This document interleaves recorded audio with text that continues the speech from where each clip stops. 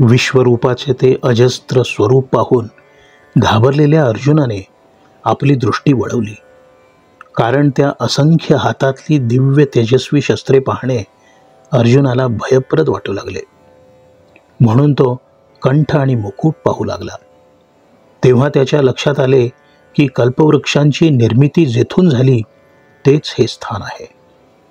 महासिद्धींची आदिस्थाने आणि ज्या स्थळी थकून गेलेली लक्ष्मी विसावा घेते त्या रंग भारल्या अलौकिक सुगंधाच्या पुष्पमाला भगवंताने धारण केलेल्या आहेत. मुकुटावर फुलांचे घोस, ठिकठिकाणी नानाविध पूजा बांधलेल्या, गळ्यात पुष्पमालांचे भार रोळत आहेत. स्वर्गाने सूर्याचे तेज पांघरावे, मेरू पर्वत सोन्याने मढावा, त्याप्रमाणे भगवंताच्या कमरेवर पीतांबर झळाळत होते. कापुराची उटी श्री शंकराला लावावी किंवा कैलास पर्वत पाऱ्याने माखला जावा किंवा क्षीर समुद्राला शुद्ध क्षीरोदकाचे शुभ्र पांघरून घालावे, तसे हे दिसत होते.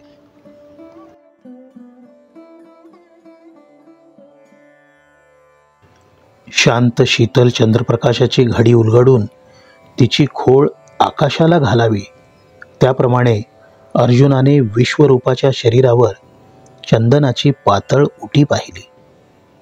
या चंदनाच्या लेपामुळे आत्मस्वरूपाच्या तेजाला जणू प्रकाशाने वेढले आहे असे वाटले. ज्या चंदनाने ब्रह्मानंदाचा दाह शांत होतो, पृथ्वीला चैतन्य लाभते, ज्याच्या सुगंधाने गंध भारल्या पृथ्वीला जीवन लाभते, हे प्रकट झालेले अगम्य विश्वरूप सुद्धा मूलतः निर्लेप असूनही चंदनाची उटी धारण करण्याची इच्छा करते. त्या चंदनी सुगंधाचा महिमा कसा व्यक्त करायचा? अशा ह्या विश्वरूपाची अपूर्व अशी शृंगार शोभा पाहता पाहता भक्तराज अर्जुन अस्वस्थ झाला. मन बेचैन झाले. तसेच अर्जुनाला कळेनासे झाले की भगवंत उभा आहे की बसला आहे, की शेषशायी पहुडला आहे. प्राप्त झालेली दिव्य दृष्टी उघडून पाहू जावे तर संपूर्ण ब्रह्मांडच भगवंताने व्यापलेले आहे हे त्याच्या लक्षात येत होते. आणि डोळे मिटले तर हृदय आकाशात प्रकाश झुळून येई आणि त्या प्रकाशात त्याला देवाच्या अनंत मूर्ती दिसू लागत. दृष्टीसमोरची अनंत रूपे पाहून भयाने पाठ फिरवावी तर पाठीमागे सुद्धा अनंत मुखे, अनंत हात आणि भगवंताचे अनंत चरण त्याला दिसू लागले. डोळे उघडून पाहत असताना भगवंताचे विश्वव्यापी रूप दिसू लागले. यात नवल वाटण्यासारखे काहीच नव्हते, कारण भगवंताने तर अर्जुनाला दिव्य दृष्टी दिली होती. परंतु आश्चर्य ह्याचे होते की डोळे मिटून घेतल्यावर सुद्धा अर्जुनाला विश्वरूपाचे दर्शन घडत होते. पार्थावर भगवंताचा अनुग्रह एवढा विश्वव्यापक झाला होता की अर्जुनाचे भगवंताला पाहणे आणि न पाहणे हे दोन्हीही स्वतः नारायणच झाला होता. भगवान श्रीकृष्णाने आपल्या लाडक्या भक्ताला म्हणजेच भक्तश्रेष्ठ अर्जुनाला चहू बाजूंनी व्यापून टाकले होते.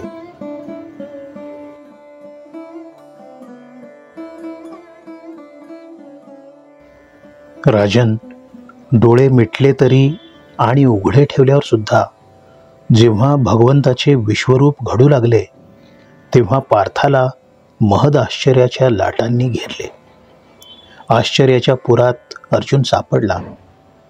या आश्चर्य समुद्राच्या तीराला तो कसा बसा लागला नाही तोवर तो चमत्काराच्या अथांग महासागरात बुडू लागला.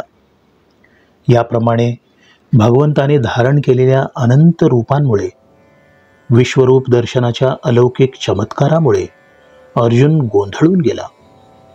भगवंताने प्रकट केलेल्या विश्वव्यापी चमत्काराने अर्जुनाला पूर्णपणे गुरफटून टाकले होते. भगवान श्रीकृष्ण स्वभावतःच विश्वतोमुख आणि लाडक्या भक्ताने म्हणजेच अर्जुनाने हे विश्वमुख प्रकट करण्याची भगवंताला विनंती केली. त्यामुळे भगवंताने आपले विश्वव्यापी अजस्त्र रूप अर्जुनाला दाखवले. भगवान श्रीकृष्णाने अर्जुनाला अशी काही दिव्य दृष्टी दिली की सूर्यप्रकाशात वा दिव्याच्या प्रकाशातच, केवळ नव्हे तर हे दोन्हीही प्रकाश नसले तरी ही दिव्य दृष्टी तिचे भगवंत स्वरूपाचे दर्शन कार्य बंद पाडणारी नव्हती. डोळे मिटल्यावर किंवा घट्ट काळोखात सुद्धा अर्जुन भगवंताला आणि त्याने केलेल्या विश्वरूपाला पाहू शकत होता. श्रोते हो, हस्तिनापुरातल्या राजा धृतराष्ट्राच्या महालात संजय सांगत होता की राजन, अंधार आणि प्रकाश या दोन्ही अवस्थांमध्ये अर्जुन भगवंताला प्रत्यक्ष अनुभवत होता. भगवंताच्या दिव्य दर्शनात अंधाराचा अडथळा येत नव्हता. संजय राजाला सांगू लागला की राजन, तू ऐकतो आहेस ना?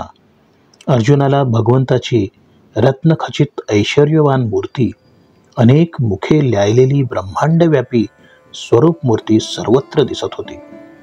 अर्जुन विश्वरूप प्रत्यक्ष अनुभवत होता.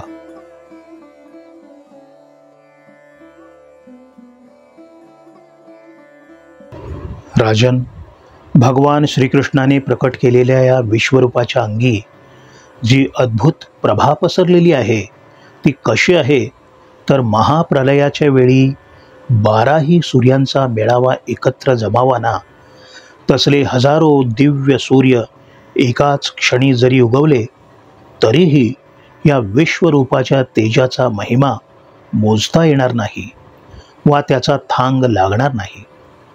महाप्रलयाच्या वेळी आकाशातल्या सर्व विजा एकाच वेळी चमकू लागल्या. प्रलयाग्नीची सर्व सामग्री एकत्र केली आणि त्यात 10 प्रकारची महातेजे मिसळली तरीही त्या विश्वरूपाच्या कांतीशी काही प्रमाणात तुलना करता येईल. परंतु त्या विश्वरूपाच्या अलौकिक तेजासारखे पवित्र ते असणार नाही. राजन, काय सांगू तुला, हे अप्रूप केवळ व्यासकृपा झाली आणि मला दिव्य दृष्टी लाभली म्हणून भगवान श्रीकृष्णाच्या सर्वांगीचे तेज मला प्रत्यक्ष अनुभवता आले. ते ब्रह्मांडभर पसरलेले तेज मी ह्या क्षणी माझ्या डोळ्यांनी पाहतो आहे.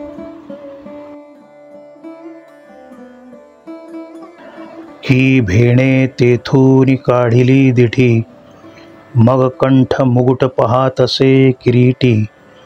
तव सुरतरूंची सृष्टी, जयापासोनिका जाहली. जिये महासिद्धीची मूळ पीठे, शिणली कमळा जेथ वावटे. तैसी कुसुमे अतिचोखटे, तुरंबिली देखिली. मुकुटावरी स्तबक, ठाई ठाई पूजा बंद अनेक. कंठी रुळताती अलौकिक, माळा दंड. स्वर्गे सूर्य तेज वेढिले, जैसे पंधरेने मेरू ते मढिले. तैसे नितंबावरी गाढिले, पीतांबरु झळके. श्री महादेवो कापुरे उटिला, का कैलासु पारदे डवरिला. नाना क्षीरोदके पांघरविला, क्षीरार्णव जैसा.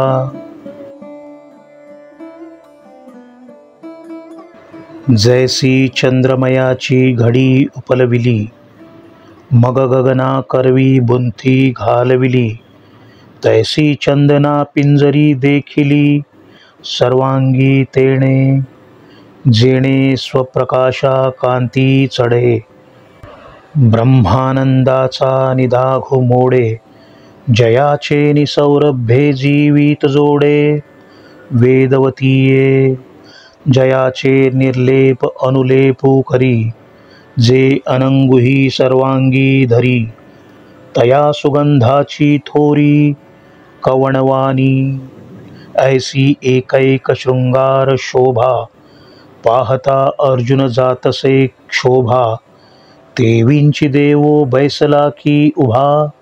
कासे यांतु हे नेणवे, बाहेर दिठी उघडोनी पाहे.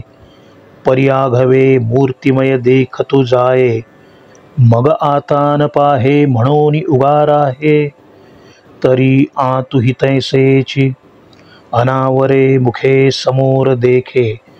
तया भेणे पाठी मोराजवळ ठाके, तव तयाही कडे श्रीमुखे करचण तैसेची अहो पाहता कीर प्रतिभासे इथ काही नवलावो काही असे परिन पाहताही दिसे चोज आईका कैसे अनुग्रहाचे करणे पार्थाचे पाहणे आणि न पाहणे तयाही सकट नारायणे व्यापूनि घातले.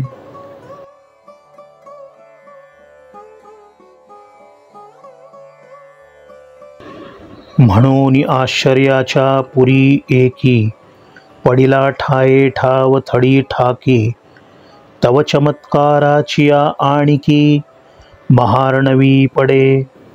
ऐसा अर्जुन असाधारणे आपुलिया दर्शनाचे निविंदाणे कवळून घेतला तेणे अनंत रूपे तो विश्वतोमुख स्वभावे आणि तेची दाखवावया लागी पांडवे प्रार्थिला आता आघवे होऊन ठेला आणि दीपेका सूर्ये प्रगटे अथवा निमुटलिया देखावेची खुंटे तैसा दिठी नव्हे जे वैकुंठे दिधली आहे. म्हणून किरीटी दोही परी ते देखणे देखे अंधारी हे संजयो हस्तिनापुरी सांगतसे राया म्हणे किंबहुना अवधारिले पार्थे विश्वरूप देखिले नाना आभरणी भरले विश्वतोमुख.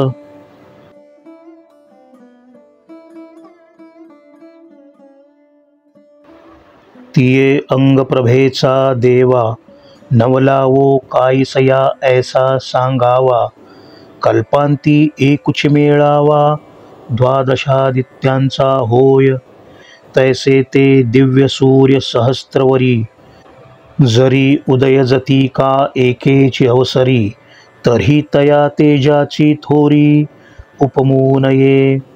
आघवयाची विजूंचा मेळावा कीजे आणि प्रळयाग्नीची सर्व सामग्री आणिजे तेवींची दशकुही मेळविजे महातेजांचा तरी तिये अंगप्रभेचे निपाडे हे तेज काही काही होईल थोडे आणि तया ऐसे कीर चोखडे त्रिशुद्धी नो हे. ऐसे महात्म्य या श्रीहरीचे सहज फाकतसे सर्वांगींचे तेज ते मुनिकृपाजी मज दृष्ट जाहले.